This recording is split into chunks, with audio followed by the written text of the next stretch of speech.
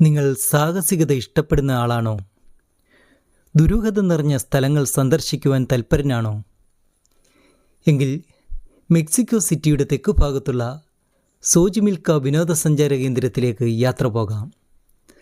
അവിടെയാണ് പാവകളുടെ ദ്വീപ് എന്നറിയപ്പെടുന്ന ലാ ഇസ്ല ഡി ലാസ് മുനേക്കാസ് ഉള്ളത്. ആഹ്ലാദത്തോടെ ദ്വീപിൽ പ്രവേശിക്കുന്ന നിങ്ങളെ എതിരേൽക്കുന്നത് ദ്വീപിലെ വൃക്ഷങ്ങളിൽ തൂങ്ങിക്കിടക്കുന്ന നിരവധിയായ ഭയമുളവാക്കുന്ന പാവകളായിരിക്കും. കൈകാലുകൾ അറ്റുപോയവയും തലയില്ലാത്തതും കണ്ണുകൾ ചൂഴ്ന്നെടുക്കപ്പെട്ടതുമായ അസംഖ്യം പാവകൾ മരശിഖരങ്ങളിൽ തൂങ്ങി നിങ്ങളെ ഭയത്തിൻ്റെ പുതിയൊരു ലോകത്തിലേക്ക് ആനയിക്കും.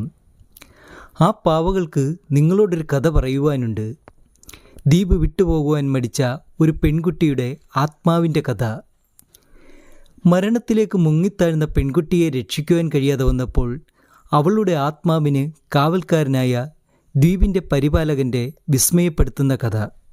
ഇരുണ്ട മരങ്ങളുടെ നിഴലുകൾക്കിടയിലൂടെ കടന്നു പോകുമ്പോൾ പലപ്പോഴും പാവകൾ തമ്മിൽ സംവദിക്കുന്നതായും അവയ്ക്ക് ചലനം കൈവരുന്നതായും പലരും സാക്ഷ്യപ്പെടുത്തുന്നു. ചിലപ്പോൾ പേടിപ്പെടുത്തുന്ന കഥകൾ മനസ്സിനെ മഥിക്കുന്നതുകൊണ്ടാവാം ഇങ്ങനെ സംഭവിക്കുന്നതെന്ന് മനഃശാസ്ത്രജ്ഞർ അഭിപ്രായപ്പെടുന്നു. യുനെസ്കോയുടെ ലോക പൈതൃക പട്ടികയിൽ ഇടം പിടിച്ചിരിക്കുന്ന മുനേക്കാസ് ദ്വീപ് 1943 മെക്സിക്കൻ സംവിധായകനായ എമിലിയോ ഫെർണാണ്ടസ് മരിയ കാൻഡിലേറിയ എന്ന ചിത്രത്തിൻ്റെ ലൊക്കേഷനായി ഉപയോഗിച്ചതോടെയാണ് കുപ്രസിദ്ധമായത്. ഈ ദ്വീപിൻ്റെ ആദ്യകാല ഉടമ ജോൺ ജൂലിയൻ സന്റാന ബെരേരയായിരുന്നു. ഊർജ്ജസ്വലനായ അദ്ദേഹം പൊടുന്നനെ അസ്വാഭാവികമായി പെരുമാറാൻ തുടങ്ങി. ജലാശയങ്ങളിലും കാടുകളിലും പരതി നടന്ന അദ്ദേഹം നിരവധി പാവകളെ ശേഖരിക്കുവാനായി തുടങ്ങി. പല പാവകൾക്കും വൈകല്യമുള്ളവയായിരുന്നു. കിട്ടുന്ന പാവകളൊക്കെ തൻ്റെ ദ്വീപിലെ മരക്കൊമ്പുകളിൽ തൂക്കിയിടാൻ അദ്ദേഹം ഉത്സാഹം കാട്ടി. ജൂലിയൻ സാന്റാനയുടെ ഈ വിചിത്രമായ സ്വഭാവത്തിന് ഒരു കാരണമുണ്ടായിരുന്നു. ഒരു ചെറിയ പെൺകുട്ടി ദുരൂഹമായ സാഹചര്യത്തിൽ അദ്ദേഹത്തിൻ്റെ മുന്നിൽ കനാൽ ജലത്തിൽ മുങ്ങി മരിച്ചു. അവളെ രക്ഷിക്കുവാൻ കഴിയാതെ സാന്റാന നിസ്സഹായനായിരുന്നു. അടുത്ത ദിവസം അവൾ മുങ്ങി മരിച്ചെടുത്ത് ഒരു പാവ ഒഴുകി നടന്നതായി അദ്ദേഹത്തിൻ്റെ ശ്രദ്ധയിൽപ്പെട്ടു.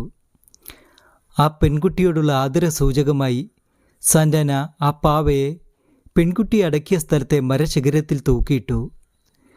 പൊടുന്നനെ ആ പാവയുടെ കൈകളും കാലുകളും ചലിക്കുകയും കണ്ണുകൾ ഇളകുന്നതായും അദ്ദേഹത്തിന് അനുഭവപ്പെട്ടു. പരിഭ്രാന്തനായ സാന്റ അലറി വിളിച്ച് അവിടെ നിന്നും ഓടി. പെൺകുട്ടിയുടെ ആത്മാവ് തന്നെ വേട്ടയാടുന്നതായും അവളെ തൃപ്തിപ്പെടുത്തേണ്ടത് തൻ്റെ കടമയാണെന്നും അദ്ദേഹം ചിന്തിച്ചു. അന്നു മുതൽ സാന്റാന പാവകൾ ശേഖരിക്കുവാൻ തുടങ്ങി. ആദ്യമൊക്കെ പാവകളുടെ കൈകാലുകൾ ഒടിച്ചും കണ്ണുകൾ ചൂഴ്ന്നെടുത്തുമായിരുന്നു സാന്റാന അവയെ മരക്കൊമ്പിൽ തൂക്കിയിരുന്നത്. 50 വർഷത്തോളം സാന്റാന ഇങ്ങനെ ഒരു മുഴുഭ്രാന്തനെ പോലെ കുഴിയിലും ചതുപ്പിലും മാലിന്യങ്ങളിലുമെല്ലാം പാവകൾ തിരഞ്ഞു. കിട്ടിയവയൊക്കെ മരക്കൊമ്പിൽ തൂക്കി. പിന്നീട് തനിക്കുണ്ടായിരുന്നതൊക്കെ കൊടുത്ത് പാവകൾ ശേഖരിക്കുവാൻ തുടങ്ങി. 2011 ബെരേരയുടെ അനന്തരവൻ അദ്ദേഹത്തിൻ്റെ സഹായിയായി ദ്വീപിലെത്തി. അവർ കനാലിൽ മീൻ പിടിച്ചുകൊണ്ടിരിക്കെ വെള്ളത്തിൽ നിന്നും മത്സ്യകന്യക ഉയർന്നു തന്നെ വിളിക്കുന്നതായി സാന്റാന പറഞ്ഞു. അദ്ദേഹം ആവേശത്തോടെ പാട്ടുപാടാൻ തുടങ്ങി. അനന്തരവൻ പോയി ഏറെ സമയത്തിന് ശേഷം മടങ്ങി വന്നപ്പോൾ പെൺകുട്ടി മുങ്ങിമരിച്ച അതേ സ്ഥലത്ത് കനാലിൽ 80 വയസ്സായ വൃദ്ധൻ മരിച്ചു കിടക്കുന്നതായി കണ്ടെത്തി. സാന്റാനയുടെ ബന്ധുക്കൾ അദ്ദേഹത്തിൻ്റെ മരണശേഷം ദ്വീപ് സന്ദർശകർക്കായി തുറന്നുകൊടുത്തു.